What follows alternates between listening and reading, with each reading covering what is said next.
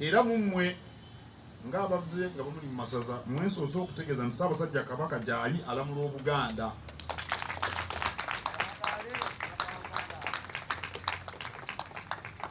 Akyali e Bugirimaani naye muwuliza buli bukedde. Ensonga ezamutwala ze nategeeza Obuganda n'atera okuzimaliriza era tumusuubira okudda mu nsi ye mu bbanga ttono. Era olwaleero luno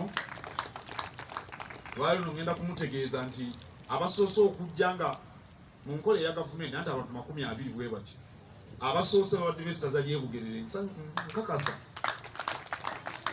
nti Omutanda tekireme kumusanyusa nti ab'e Bugerere babadde wano mu mbuga enkulu mu Bulange Mmengo. Nga bwe ntera okwogera ffe abantu ba Buganda ffe enjovu